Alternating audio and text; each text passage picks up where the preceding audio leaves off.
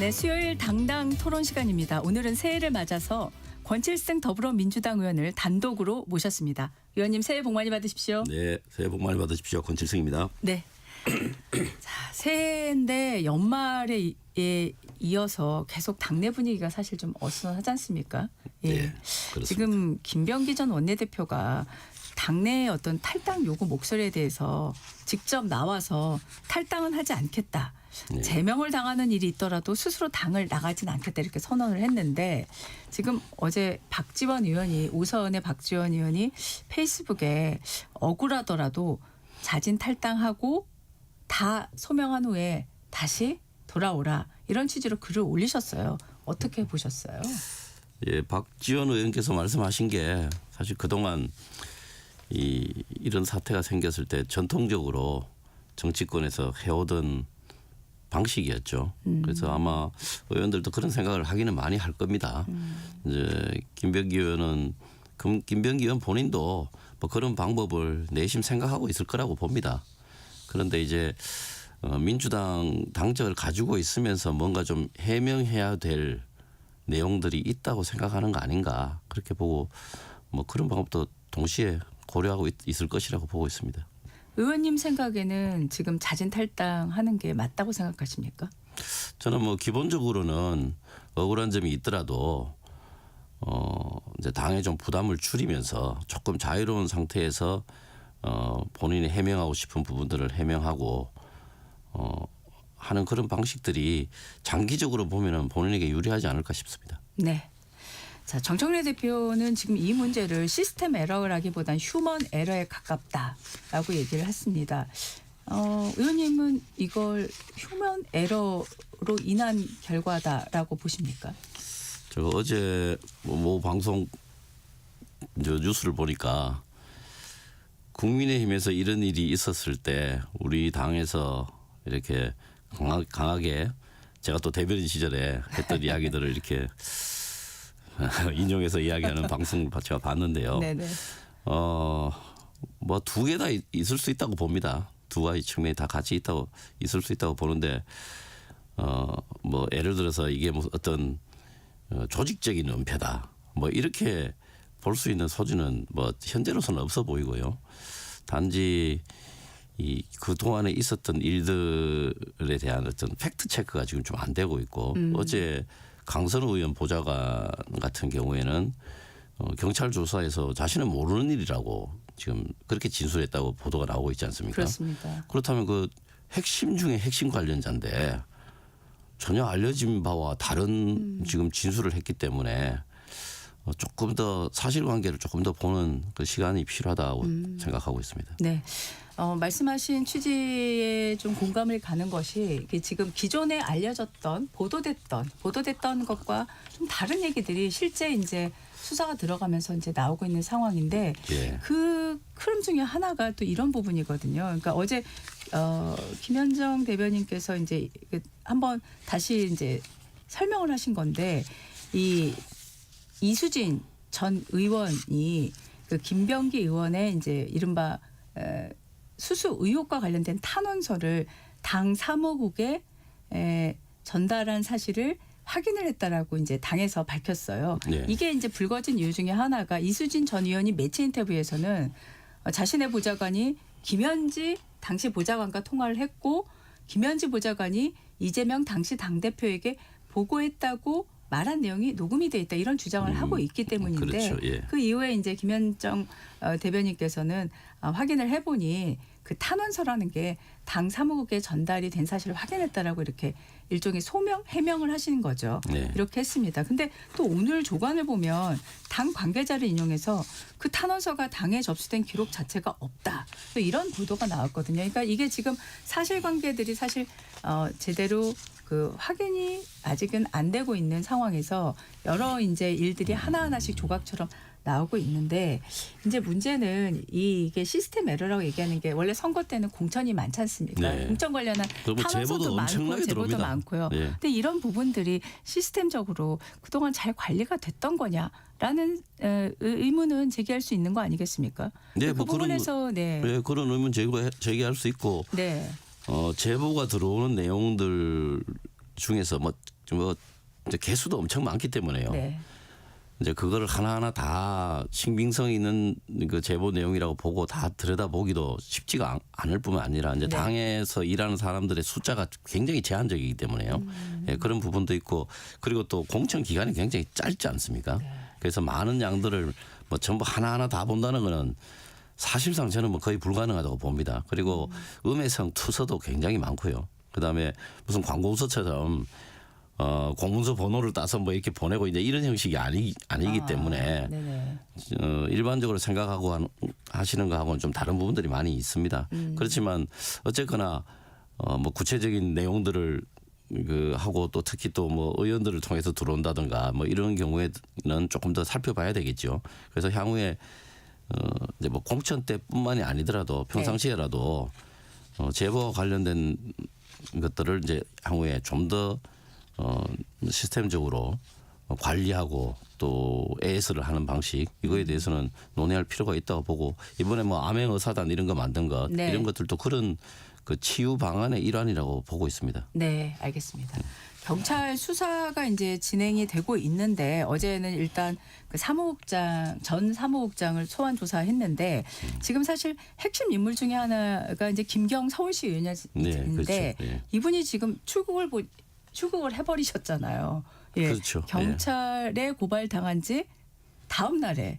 그래서 이걸 두고 이제 경찰이 뭐 해명을 내놓긴 합니다마는 늑장 수사 아니냐 이런 지적이 나올 수밖에 없는 상황 아니겠습니까? 예, 뭐 고발 당하자마자 이제 출국을 해버렸으니까 네. 경찰에게 뭐 어떤 책임을 묻기는 좀 쉽지가 않을 것 같고요. 네. 뭐 출국 자체는 굉장히 뭐 비난받을 만한 소지가 있죠. 뭐 이제 자녀들을 보기 위해서 미국에 갔다 이렇게 이야기했는데 저는 뭐 전후 관계를 봤을 때는 상당히 부적절한 행동이라고 봅니다. 오히려 뭐 당당하게 경찰 조사에 임하는 게 국민들 보기에도 좋고 또 본인에게도 결국 이게 피할 수 있는 일이 아니지 않습니까? 본인에게도 이게 맞는 처신이라고 보는데 그래도 다행스럽게 1월 중에 귀국하겠다 이렇게 시한을 못 박아서 입장을 밝혔기 때문에 네. 귀국 시한을 좀 최대한 당겨서 경찰 수사를 받아야 된다고 봅니다. 네.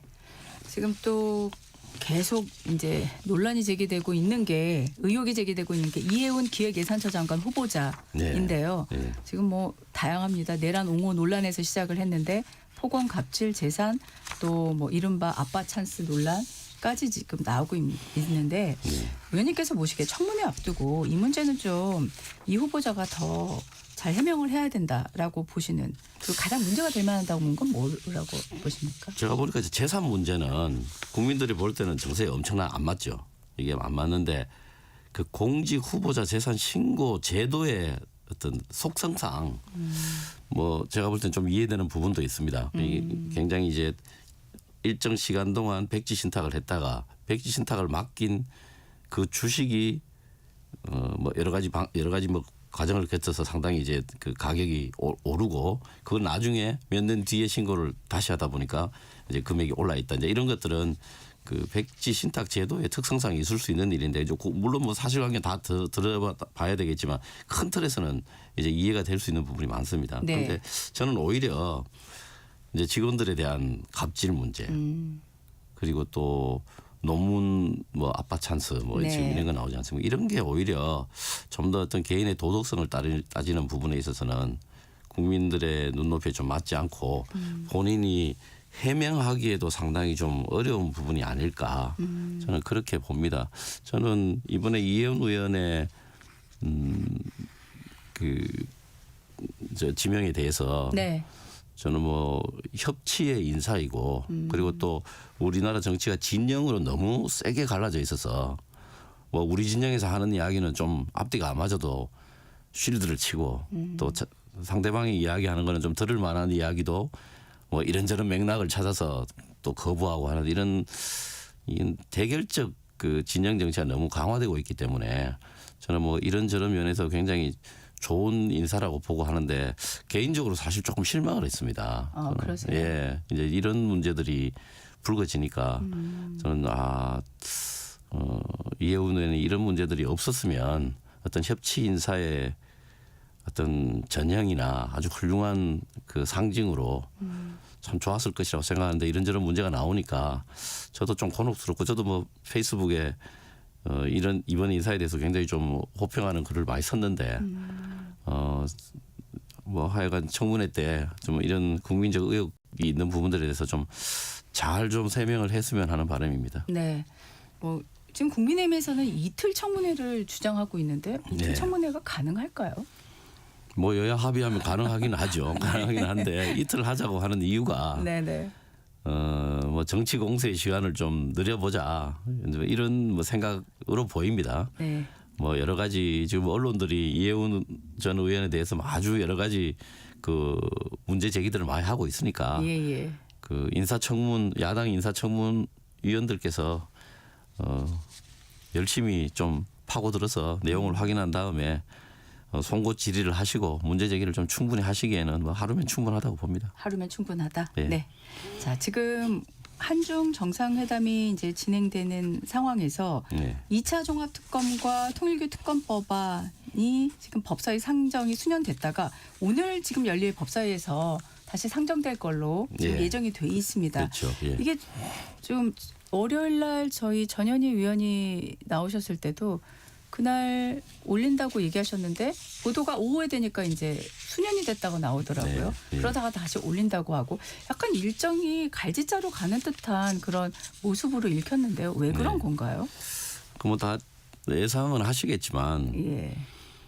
이번에 한중 그 정상회담이 굉장히 큰 의미를 갖는 네. 한국과 중국과의 그동안에 뒤틀렸던 부분들을 바로잡을 수 있는 이제 계기가 되는 아주 중요한 회담인데 그 법사위가 열려가지고 아주 또 신랄한 서로 상호간에 아주 신랄한 정치 쟁점화가 생기면 뭐 그런 부분들이 국민들에게 알려지는 게 네네. 상당히 좀 어렵지 않겠습니까? 그리고 네네. 오해될 소지도 많고 예. 그래서 뭐 여당 입장에서 당연히 그 한중 관계의 정상회담 성과를 국민들에게 좀 제대로 알리는 그런 공간과 시간을 만들자라고 하는 생각이 있는 것이죠.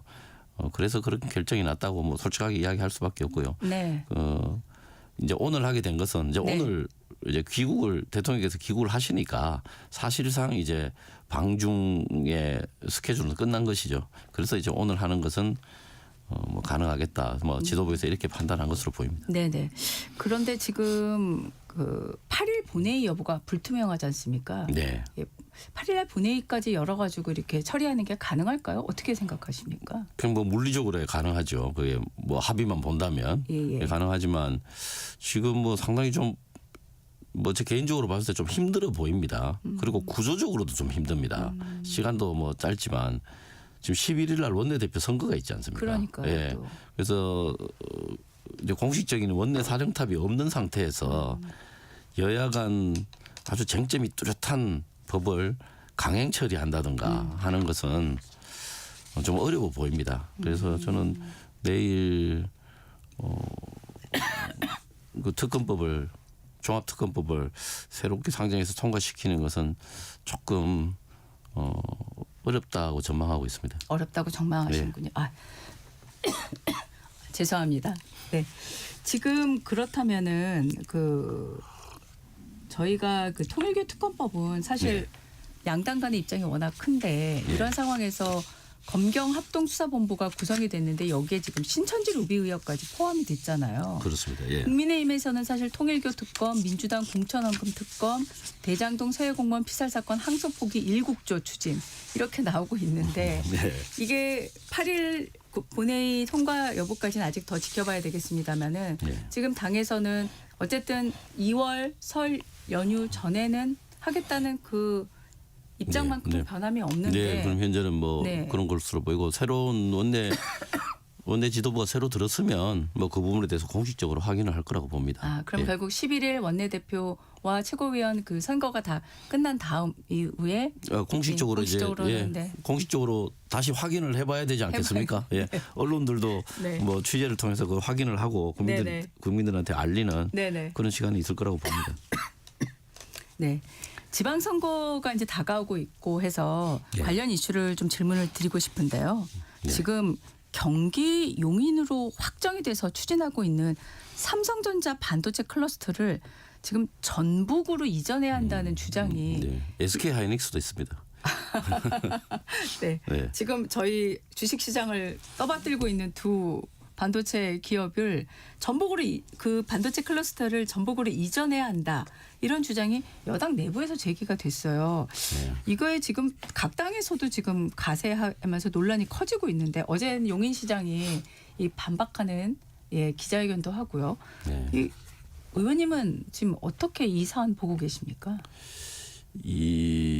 제가 최근에 이 용인 클러스터 또 뭐 새만금으로 네. 또 와야 된다 뭐 이런 논쟁들을 보면서 뭐 여러 가지 측면에서 이해가 안 돼서 아주 어리둥절합니다. 그 논리들이. 왜 그러냐면 예. 이 세계 초일류 기업들이죠. 세계 초일류 반도체 팹이고 파운드리의 뭐 최대 강자들인데 이 기업들은 수십조의 투자를 하고 이 글로벌 기업들하고 경쟁해서 살아남고 그래서 이윤을 창출하고 실패하면 사실은 막대한 손해를 보고 망할 수도 있는 민간 기업입니다. 그래서 마치 지금 다루는 게 공공기관이나 공기업처럼 이렇게 이야기를 하는 뭐 사회적 책임은 있다고 하지만 이건 엄연히 글로벌 기업들과 엄청난 경쟁을 하고 있는 민간 기업들입니다. 제가 이런 이야기를 왜 하냐면요. 예를 들면은 한전이 나주로 이전했지 않습니까? 네. 그때도 여러 가지 논쟁들이 있었습니다. 그렇죠. 네. 있었지만 저는 이런 거는 정치적 결단으로 할 수 있는 일이라고 봅니다. 그다음에 뭐 최근에 해수부가 부산으로 이전하는 네. 결정이 났죠. 이거 가지고도 논쟁이 많았잖아요. 네. 그렇지만 이건 정치적 결단을 할 수 있다고 봅니다. 세종시와 같은 사실상의 행정수도 행정도시를 만드는 것 저는 가능하다고 생각합니다. 엄청난 사회적 비용을 지불했지만 이건 할 수 있다고 봅니다. 예를 들어서 공공기관 같은 경우에는 무슨 글로벌 경쟁을 한다든가 국내에서조차 그렇게 심한 경쟁을 하는 기관이 아니잖아요. 그래서 이거는 국가의 다른 정책적 목표를 통해서 입지를 정할 수 있다고 봅니다. 그리고 네. 실제로 그렇게 하고 있고요. 네. 그다음에 공기업 같은 경우도 이 국제적 경쟁이라든가 국내적 경쟁이 민간 기업에 비하면 뭐 말할 수 없을 정도로 낮은 수준이잖아요. 그렇기 때문에 국가가 다른 정책적 목표를 투여할 수 있다. 저는 뭐 그렇게 보고 실제로 그렇게 해오고 있습니다. 그런데 삼성이나 SK 하이닉스 같은 이런 글로벌 기업들은 진짜 지금 이 반도체가 우리나라 수출 한 30% 정도를 차지하는 우리나라 먹거리의 진짜 넘버원 아이템입니다. 그러면은 대한민국 정부와 지방 정부가 힘을 합쳐서 최적의 입지 조건을 제시를 해야 됩니다. 그게 꼭 용인일 필요는 없습니다. 뭐 새만금일 수도 있고 뭐 포항일 수도 있고 부산일 수도 있고 네. 원주일 수도 있고 있습니다. 네. 그렇게 내놓고 그거를 결정하는 당사자는 그 기업들입니다. 그런데 지금 그 정치권에서 이 장사의 논리가 아니고 이 뭐 정치로 하네 뭐 집안이 연약 집안이네 뭐 과학으로 해야 된다 이런 이야기들 하는 것 자체가 저는 어불성설이라고 봅니다. 최적의 조건을 제시하고 그것을 글로벌 기업들이 여기가 최고 좋으냐 안 좋으냐 집안이 연약이냐 아니냐 이런 거는 지금 이야기하고 있는 사람들보다 수천 수만 배 더 많은 경험과 노하우를 갖고 있습니다. 그 모든 것을 다 판단해서 결정을 하는 것이죠. 그 입지에 대해서. 그런데 한국에서 정말 최적의 입지를 제대로 제공하지 못한다면 외국으로 눈을 돌릴 겁니다. 네. 잘 아시다시피 지금 뭐 미국의 IRA 이런 것도 다 똑같은 거잖아요. 미국이나 뭐 인도나 중국이나 이런 그 국가들이 이런 회사들을 유치하기 위해서 정말 전쟁 같은 그 활동들을 하고 있습니다. 그렇기 때문에 우리나라도 우리나라 내부의 문제로 이거를 치환해서 입지를 정할 게 아니라 여기에 가면 이렇게 여기에 가면 이렇게 최대한의 입지 조건을 제시를 하고 이 기업들이 선택할 수 있도록 하는 네. 기본적으로 그렇게 틀을 짜고 이야기를 해야지 여기가 더 낫습니다. 저기가 더 낫습니다. 그렇게 이야기하는 것 자체에 대해서 저는 이해가 좀 안 됩니다. 네. 그 이게 이제 그 두 기업이 차지하는 위상을 정확하게 말씀을 하신 만큼 네. 그만큼 또 이제 선거를 앞두고 지금 모두가 이제 민생 경제 얘기를 하는데 예. 각 지역 지자체들도 또 당연히 지자체에 유리한 어떤 유치를 하기 위한 그런 활동이라고도 또 얘기를 할 수는 있습니다만 네. 지금 말씀하신 대로 사실 이제 기업이 정의를 하는 것이고요. 또 중요한 거는 논리가 어떤 정책적 논리라기보다는 기업의 논리, 장사의 논리 이제 이걸로 해야 되는 건데 예. 그렇다면 지금 근데 이게 집권 여당 안에서 이제 이런 목소리가 나오고 있는 거를 어떻게 좀 잘 풀어나가야 된다라고 생각을 하십니까? 이제 선거를 앞두고 이런 이야기가 나온다는 뭐 말씀들이 많이 있는데 뭐 네. 저도 그렇게 좀 생각을 하고 있습니다. 그런 부분들이 분명히 있다고 보는데 이거는 그렇게 이야기해서 결정되지도 않고 예. 결정해서도 안 됩니다. 우리나라 장래에 먹고 사는 문제를 해결하는 가장 큰 아이템이면서 수십조의 돈이 들어가는 일입니다. 그리고 아무도 책임 안 집니다. 예를 들어서 공기업을 지방으로 옮겼는데 그 공기업이 어떤 입지적 분리 때문에 뭐 손해를 본다. 그래서 뭐 마이너스가 났다. 그럼 국가가 책임을 지잖아요. 네. 근데 이게 책임 안 지잖아요. 네. 그렇기 때문에 입지를 강요하는 이야기를 한다는 것 자체가 이게 맞지 않습니다. 그래서 그래서 뭐 그런 선거와 연관이 된다는 것 자체가 저는 뭐 이해할 수 없는 일이고 그다음에 이 마도 팩토리 전략이라는 게 있습니다.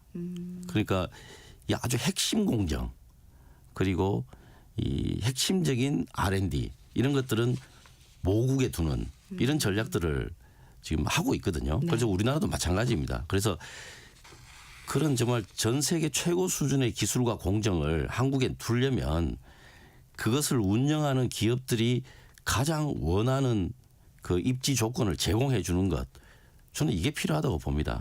그게 어디가 되었든 그게 서울이 되었든 부산이 됐든 새만금이 됐든 광주가 됐든 대구가 됐든 우리나라에서 이 기업들이 활동하기에 어디가 제일 최적인가라고 하는 조건을 만들어서 여러 가지 그 선택지를 줘보는 거죠. 그럼 선택하겠죠. 그래서 지금 사실은 선택된 게 용인입니다. 네. 그런데 지금 뭐 여러 가지 매몰 비용이 들겠죠. 그런데 그런 매몰 비용을 다 감당하고도 더 좋은 조건이 있다면 기업들은 하루아침에도 가겠죠. 그쪽으로. 그렇지만 그런 조건들을 제시할 수 있느냐라고 하는 이런 관계에서 선택할 수 있는 권한을 그쪽에 있다는 것이지 지금 뭐 정치권에서 이런저런 이야기를 해서 마치 공공기관 이전하는 듯한 그런 느낌으로 지금 그 이야기가 진행되는 부분들이 있는 거에 대해서 굉장히 좀 실망스럽고 소모적 논쟁이다 뭐 이런 생각까지 하게 됩니다. 알겠습니다. 지금 이제 이재명 대통령이 이제 오늘 방중 일정을 마치고 귀국을 할 텐데 상하이에 있지 않습니까? 네. 자, 시진핑 주석하고 원래 예정됐던 시간을 좀 넘겨서 꽤 긴 시간 90분 정도 정상회담을 했고 성과가 쭉 청와대에서 이제 브리핑을 했는데요. 내용 보시면서 이번 그 중국 방문 어떤 의미 성과를 갖고 내고 있다라고 생각하십니까? 한국하고 중국이 윤석열 정부 들어와서 관계가 사실은 거의 뭐 극단적으로 나빠졌죠. 특히 이제 대만 문제, 양안 문제에 대해서 또 이야기를 하고 또 국민의힘 또 윤석열 전 대통령이 우리 뭐 자체 핵무장 이야기를 아주 공식적으로 해버리면서 한반도 비핵화 문제 이런 것들이 완전히 중국과 의제로도 그 되지 않는 뭐 그런 아주 최악의 그 상황까지 몰렸지 않습니까? 그런데 그런 거를 이제 물꼬를 트는 그 한 번의 만남으로 뭐 어떻게 전체를 다 회복할 수 있겠습니까? 그런데 물꼬를 트는 아주 중요한 그런 회담이었고 그런 방식으로 진행되어 왔다. 뭐 거기에 우선 첫째 저는 제일 큰 그 이제 주안점을 두고 있고요. 그 다음에 이게 이제 8년 만에 한중 관계에서 국빈 방문을 했다라는 것 그런 의미가 있고 중국 입장에서 보면은 새해 처음으로 외국 정상을 국빈 방문으로 초청한 거지 않습니까? 그래서 이런 거에 대한 애후 그리고 이번에 만났던 사람들도 어떻게 보면 이번 상해에 갔을 때는 사실 다음 뭐 대권 주자 아니냐라고 하는 그런 그 평가를 받는 뭐 그런 만남까지 있었기 때문에 중국에서는 최대한의 애우를 했다라고 생각을 하고 있습니다. 네. 자, 지금 이제 뭐 10건이 넘는 MOU도 체결을 하고 또 여러 가지 그 좋은 그 우호적인 분위기가 나오고 있는 거는 맞는데 국민의힘에서는 이게 경고만 듣고 줄을 잘 서라는 경고만 듣고 돌아온 회담이다. 이벤트성 회담이다. 이렇게 비판을 했어요. 국민의힘의 비판에 대해서는 어떻게 반론하시겠습니까? 국민의힘이 이제 그런 비판도 하고 이벤트성이다 이렇게 이야기하고 또 실질적인 한반도 비핵화 진전이 보이지 않는다. 뭐 이런 네. 비판도 했는데 네. 제가 하나하나 반박을 좀 해볼게요. 네. 윤석열 정권 때 한중 관계를 진짜 완전 벼랑 끝으로 몰았다는 그 제가 또 하나의 예시를 더 드릴게요. 비상계엄 이후에 12월 12일 날 24년 12월 12일 날 그 윤석열 대통령이 이런 이야기했습니다. 중국산 태양광 시설들이 전국 산림을 파괴할 것이다. 뜬금없이 이런 말을 했습니다. 그때 대국민 담화를 하면서요. 그 중국 입장에서 어떻게 생각하겠습니까? 그 중국이 우리나라 보고 우리나라 물건 사가서 태양광 설치하라 이렇게 이야기하는 게 아니잖아요. 우리나라의 필요에 의해서 수입을 해서 우리가 설치한 거잖아요. 그런데 이제 이런 식의 이야기를 했던 정말 정신없는 외교를 했던 정부 여당 아닙니까? 그런 사람들이 이야기하기에는 진짜 부적절하다고 보고요. 그다음에 한반도 비핵화의 진전이 보이지 않는다. 그 자체 핵무장을 공개적으로 주장했던 사람들 아닙니까? 그래서 이런 이야기할 자격 자체가 없고요. 그다음에 절대로 외교라고 하는 게 저쪽도 다 생각이 있고 전략이 있는데 첫술에 배부를 수가 없습니다. 서로가 뭐 간을 본다고나 할까요? 이제 앞으로 이야기 좀 잘해봅시다. 네. 그래서 한 발 나가고 이런 과정들을 겪어나가는 것이고 지금 이제 겨우 첫 발을 뗐습니다. 그래서 한국과 중국이 경제적으로 굉장히 큰 상호 간의 그 파트너라는 것은 서로가 인정하고 있는데도 불구하고 그동안에 정치적으로 굉장히 멀어져 있었기 때문에 이제 그런 부분들을 이제 방향을 틀어서 점점 멀어져 있던 다른 방향으로 가서 멀어져 있던 것을 이제 방향을 틀어서 이제 가깝게 이제 바로 서로를 쳐다보는 관계로 정도 만들었고 이 시간이 지나면 서서히 더 가까워질 것이다. 우호 관계가 더욱더 정진될 것이다. 그렇게 봅니다. 네. 네. 마지막으로 이제 11일 선거 관련해서요. 11일. 예. 네네. 그 민주당 최고위원 선거에 출마를 했는데 사퇴를 하셨잖아요. 유동철 부산 수영구 지역위원장이요. 네. 이 사퇴를 예상하셨어요? 어떠셨습니까? 몰랐습니다. 네네. 어제 그 발표문을 보고 알았습니다. 발표만 보고 아셨습니까? 네. 지금 5분이 출마를 하셨는데 이제 그 유동철 위원장이 이제 사퇴를 하면서 2대2. 근데 이제 자리는 세 자리. 네. 그러면서 가장 큰 관심은 뭐 수용하실런지는 모르겠습니다만은 친청파와 친명파 중에 누가 더 많이 선거에서 이길 것이냐 이 부분인데요. 네. 지금 그 선거 운동을 굉장히 열심히 하시고 여러 보도들이 나오고 있습니다만은 당내 분위기도 궁금하고요. 네. 이 선거 이후에 당 흐름은 어떻게 될 걸로 보십니까? 짧게 선거 부탁드리겠습니다. 이후의 당 흐름은 선거 결과에 많이 좌지우지 되겠죠. 제 질문이 이제 부적절했습니다. 네. 네. 선거 결과를 이제 지금 예측하기는 쉽지 않습니다. 쉽지 않습니까? 네, 쉽지 않고 예. 어제 사퇴하신 유동철 위원장의 내용을 보면 1인 1표 문제를 이제 문제 제기를 좀 많이 하셨어요. 1인 1표 문제에 대해서는 뭐 사실은 그걸 반대하거나 하는 사람들은 거의 없습니다. 그런데 그 1인 1표 문제를 왜 지금 최고위원 보궐선거 하는데 뭔가 이렇게 갈라치기 하는 어떤 수단으로 쓰느냐에 대한 문제 제기로 저는 그렇게 읽었습니다. 네, 알겠습니다. 예, 뭐 이 부분은 향후 전당대회에서 잠시 후 8시 반부터 일부 지역국에서는 해당 지역 방송을 보내드립니다.